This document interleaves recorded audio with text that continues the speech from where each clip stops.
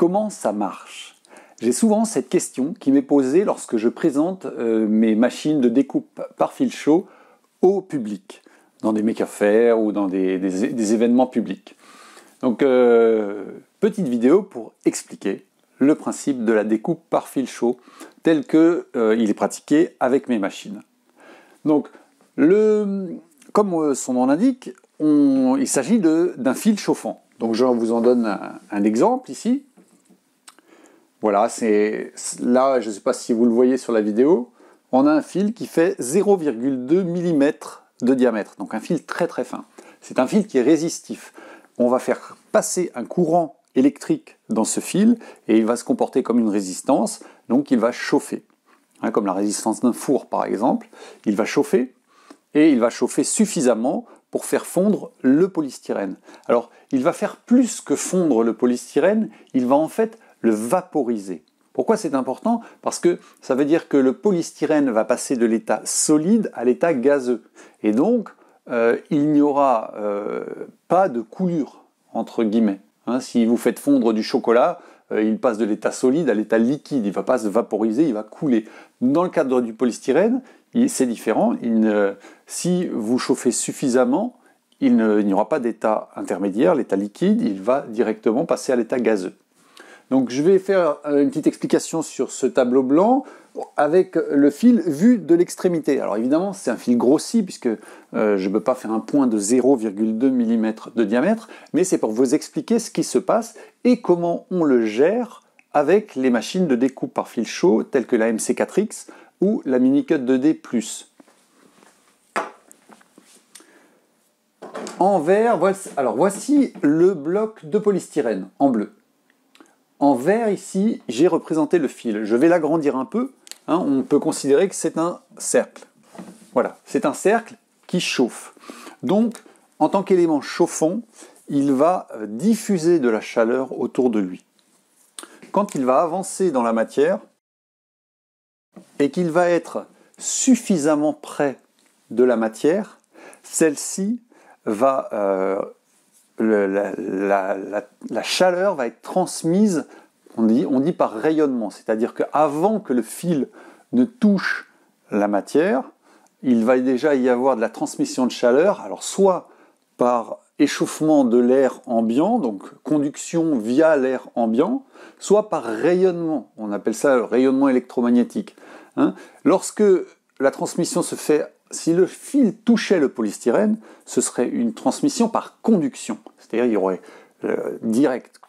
Donc là, c'est comme lorsque vous approchez par exemple d'un radiateur et que vous mettez votre main à une certaine distance du radiateur, vous sentez déjà sa chaleur, alors même que vous ne le touchez pas.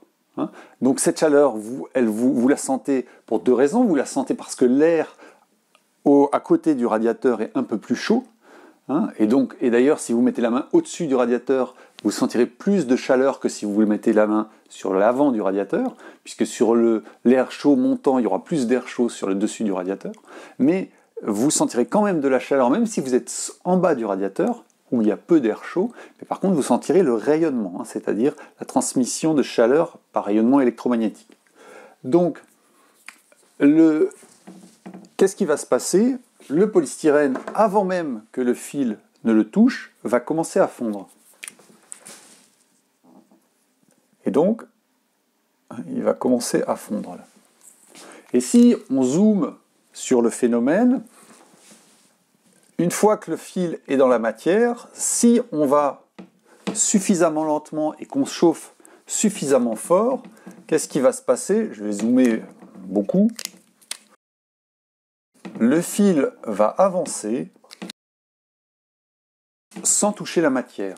C'est-à-dire qu'ici, en fait, entre le fil et la matière, il y aura toujours une toute petite enveloppe gazeuse de polystyrène vaporisé.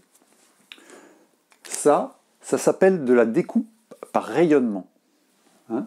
Et cette dimension-là, on va l'appeler la saignée ou le rayonnement. Donc, l'idéal, justement, c'est de toujours rester dans ce cas de figure. C'est-à-dire que jamais le fil ne touche la matière. Pourquoi ? Parce que si le fil touche la matière, il va y avoir de la matière qui va se déposer sur le fil et ça va faire des coulures, des saletés sur le fil, et donc ça va entacher ou en tout cas limiter la précision et la propreté de la découpe. Puisqu'on va avoir des cheveux, par exemple, des cheveux de polystyrène fondu ou des choses comme ça qui vont se créer. On dit que le fil traîne.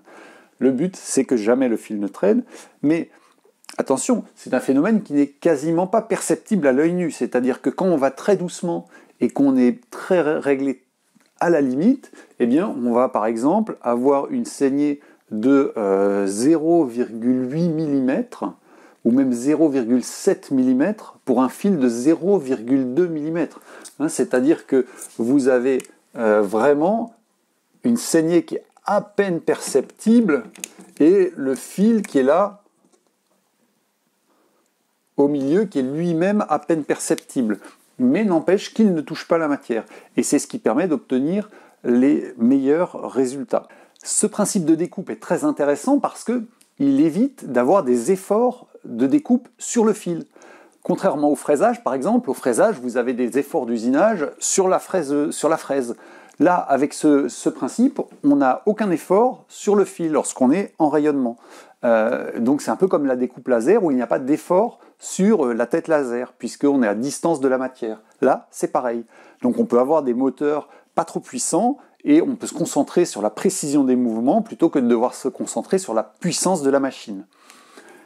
Par contre, là, on est exactement dans le même cas de figure que lorsqu'on utilise une fraise, c'est-à-dire qu'on a un décalage d'outils. Ça veut dire quoi? Ça veut dire que si mon fil, par exemple, se déplace sur cette trajectoire ici, par contre, la matière, la matière finale, elle va être à la dimension de la trajectoire qui est ici, moins la moitié du rayonnement. Puisqu'on va manger, par rapport à la trajectoire du fil, on va manger une partie de la matière. Donc ça, il faut en tenir compte. Si on veut obtenir des découpes précises, il faut faire ce qu'on appelle un décalage d'outils sur le fil. Et ça, c'est pris en compte par le logiciel.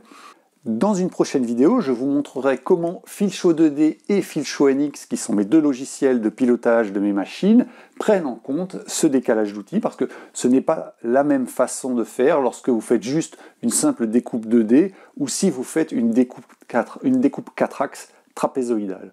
Si vous avez des questions relatives à ce que je viens de vous présenter, utilisez la zone des commentaires sous la vidéo pour les poser et je tâcherai d'y répondre dans la zone des commentaires. Je vous invite également à parcourir la description de la vidéo ci-dessous pour découvrir des liens vers d'autres ressources.